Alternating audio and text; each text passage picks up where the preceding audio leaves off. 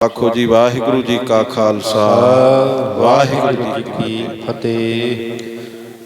सो साध संगत जागत जोत शब्दाय अवतार सतगुरु श्री गुरु ग्रंथ साहिब जी महाराज सच्चे पातशाह जी दे पावन पवित्र मुकद्दस गोद दे विच इस वक्त गुरु साहब जी का पावन वचन लख खुशियां पातशाहियां जे सतगुर नदर करे। इस दुनिया दे विच खुशी वर्गी बादशाहत कोई नहीं है और इस दुनिया दे विच गम वर्गी गरीबी कोई नहीं है। दुनिया का वड्डे तो वड्डा बादशाह भी जदों संकट दे विच जदों गम दे विच घिरिया वा होवे तो उस वक्त उन्होंने अपनी बादशाही जिहड़ी है वो बादशाहत नहीं लग्या करदी। ते दुनिया का कखां दी कुली दे विच रहण वाला एक गरीब आदमी ते जे वो मानसिक रूप दे विच संतुष्ट है खुश है तो उन्होंने लगता कि मैं बहुत बड़ी पातशाही का मालिक हाँ। तो गुरु साहब जी ने कहा कि लख खुशियां पातशाहियां जे सतगुर नदर करे। गुरु की किरपा हो जाए गुरु की बख्शिश हो जाए इहदे वर्गी इस दुनिया के उत्ते पातशाही कोई नहीं है जिहदी कोई गिणती मिणती नहीं हो सकती। सो इस वक्त धन गुरु ग्रंथ साहिब सच्चे पातशाह महाराज जी की पावन हजूरी दे अंदर गुरु साहब जी ने पावन किरपा की है कि जन नानक सतगुर तिन्हां मिलाया जिन तुरे पिया संजोग। अमृतधारी बाणी और बाणे दे विच साबत सूरत। तो इस वक्त असीं देख रहे हाँ कि गुरसिख मैं तो अमृतधारी अपनी सत्कार नाल भैन कह सकदा हाँ बीबी कह सकदा हाँ जिहड़े दसम पातशाह जी दे पावन बाणे दी धारनी है उन्होंने बच्ची कहना भी अपने मुँह तो मैनू चंगा नहीं लगता। तो गुरु साहब जी ने भाई साहब जी ते बख्शिश की है। असीं सामने वेख रहे हाँ कि अज दे उस समय विच जदों साडे बच्चे चकाचौंध दी इस प्रभाव दे विच इन्ने ग्रस्त हो गए। अज धनता दे योग ही वो परिवार कहे जा सकते हैं कि जिन्हां दे घर दे विच जिन्हां दे बच्चे साबत सूरत हो करके दसम पातशाह जी दी लहू नाल कमाई हुई सिक्खी जिहदी पालना कर रहे हैं। गुरसिखां इको प्यार गुरमितां पुत्तां भाईआं। सो गुरु साहब गुरु रामदास महाराज जी की जिहड़ी बख्शी हुई मर्यादा इस वक्त आनंद कारज की रस्म अदा हुई है। 5 संस्कार ने जन्म तो लैके मौत तक उन्हां दे विच एक आनंद जिहड़ा इह संस्कार है विआह दा। और विवाह शब्द जिहड़ा है इह संस्कृत दे विचों आया हुआ शब्द है। विभजा अर्थ हुंदा दो तो एक हो जाना उन्होंने विआह कहा जाता है। दुनिया दे हर धर्म दे विच इहदी मर्यादा है। अज 2 आत्मावां दा मेल है 2 सुभावां दा मेल है 2 परिवारां दा मेल है। ये मेल जिहड़ा है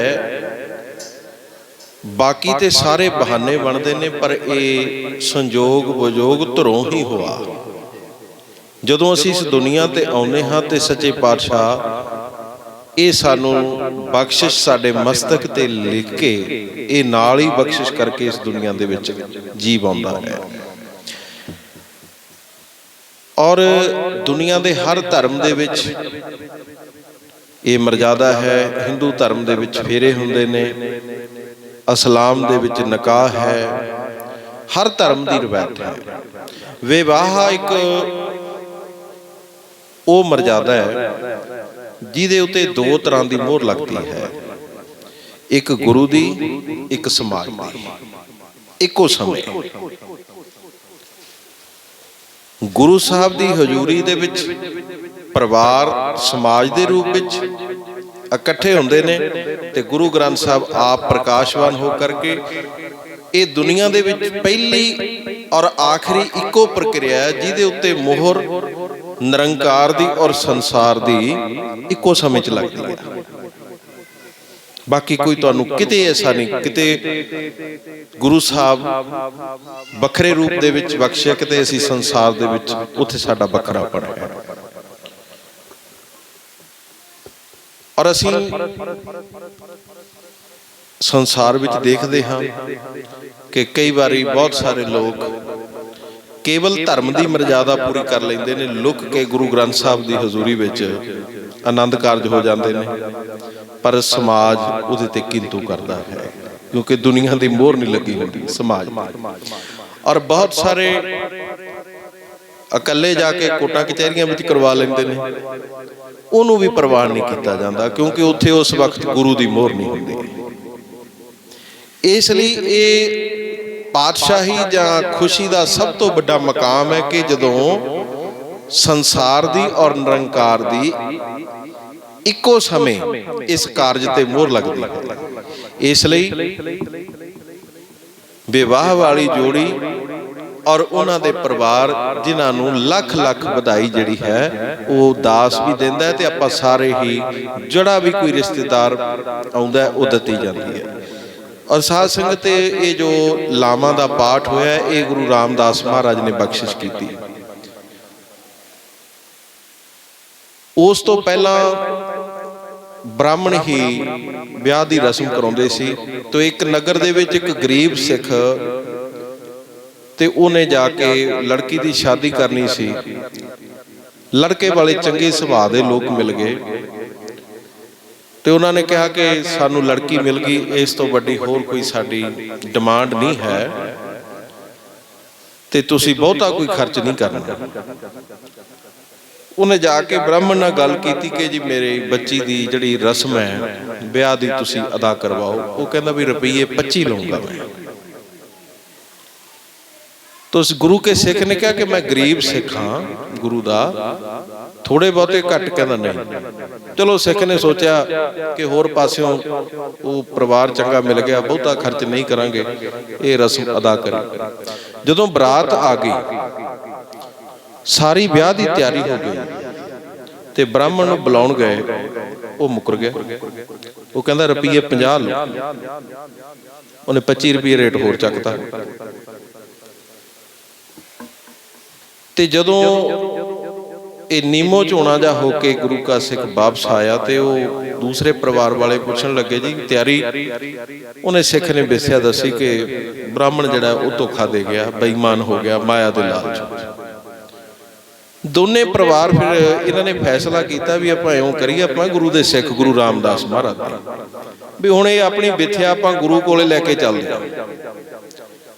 बरात भी ते लड़की वाले भी इकट्ठे होके गुरु रामदास पातशाह दे दर ते चले गए। कहंदे सच्चे पातशाह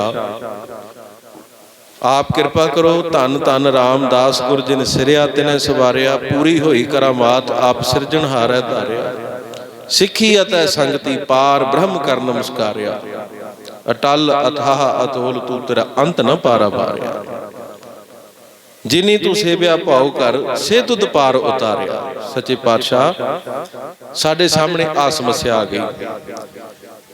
तो कुछ गुरसिखां ने कहा महाराज ये समस्या कली इन्हां दी नहीं, ये बहुत सारियां नूं ये समस्या खड़ी हुंदी है। तो उस वक्त फिर गुरु रामदास महाराज कहंदे अज तो बाद इस समस्या दा पूरी तरह जड़ वड़ दिंदे आ। फिर इउं करो, बच्चे ते बच्ची नूं मेरे सन्मुख बिठा दिओ ते लड़ फड़ाया पिता जी ने। ते गुरु रामदास महाराज कहते हुण मैं बाणी उचारूंगा ते बच्चे अते बच्ची जड़े ने वो मेरे आले दुआले परिक्रमा जड़ियां शुरू कर देण। फिर 4 लावां गुरु रामदास महाराज ने उतारियां, जिन्हां दा हुणे उस मर्यादा नाल हर पहली लाम प्रवृत्ति कर्म दड़ाया बलराम जीओ, बाणी ब्रह्मा वेद धर्म दृढ़ो हर पाप तजाया बलराम जी, हर दूजली लाम सतगुर पुरख मिलाया बलराम जीओ, हर तीजड़ी लाम मन चाओ पया बैरागिया बलराम जियो। हर चौथड़ी लाम मन सहज भया हर पाया बलराम जियो। ये चार लावां गुरु रामदास महाराज उचारते गए। उस गुरसिख परिवार के बच्चे बच्ची दे इस तरह ये मर्यादा शुरू हुई। उस दिन तो बाद 10वें पातशाह तक फिर सिख इसे तरह ब्याह करते रहे। ਤੇ गुरु गोबिंद सिंह महाराज ने जदों गुरता गद्दी गुरु ग्रंथ साहब नूं दे दित्ती। आपन पौसरी खालसे सौंपा दुती रूप सतगुरु ग्रंथा। बोलन सतगुरु शब्द सब मंखन नाम गोबिंद कीर्तन संथा के अज तो बाद मेरे प्राण पंथ विच ते मेरी आत्मा ग्रंथ विच। ते उस तो 300 साल सदियां 3 तो उपर समा बीत गया। ते गुरु नानक दे सिख 10वें पातशाह दे खालसे दे रूप दे विच अज इस मर्यादा नाल ये विआह दी रस्म जिहड़ी है ये खालसा धर्म दे विच ये संपूर्ण कीती जांदी है। चार लामां दा जिहड़ा पाठ है इहदा बहुत बड़ा गुरसिखो भाव है। ਇਹਦੇ ਵਿੱਚ ਕੇਵਲ ਗੁਰੂ ਸਾਹਿਬ ਜੀ ਨੇ ਇਹ ਬਾਹਰੀ ਗੱਲ ਜਿਹੜਾ ਵਿਆਹ ਤੱਕ ਕਰਾਇਆ ਅਸਲ ਦੇ ਵਿੱਚ ਗੁਰੂ ਸਾਹਿਬ ਨੇ ਬਹੁਤ ਵੱਡੀ ਸਿੱਖਿਆ ਇਹਦੇ ਵਿੱਚ ਦਿੱਤੀ ਹੈ ਕਿ ਗੁਰੂ ਦਾ ਕਦੇ ਪੱਲਾ ਨਾ ਛੱਡਣਾ, ਬਾਣੀ ਦਾ ਕਦੇ ਪੱਲਾ ਨਾ ਛੱਡਣਾ। ਜਦੋਂ ਕਿਤੇ ਜ਼ਿੰਦਗੀ ਵਿੱਚ ਤੁਸੀਂ ਚਾਰ ਲਾਵਾਂ ਦੀ ਕਥਾ ਸੁਣੋ ਬਾਰ-ਬਾਰ ਇਹੀ ਜ਼ਿਕਰ ਆਏਗਾ ਕਿ ਬਾਣੀ ਅਤੇ ਗੁਰੂ। ਤੋ ਇਸ ਲਈ ਸਿੱਖ ਦੇ ਲਈ ਗੁਰੂ ਅਤੇ ਬਾਣੀ ਤੋਂ ਵੱਡੀ ਕੋਈ ਹੋਰ ਚੀਜ਼ ਨਹੀਂ। ਸਾਨੂੰ ਜੋ ਕੁਝ ਮਿਲਣਾ ਗੁਰੂ ਕੋਲ ਮਿਲਣਾ ਹੈ।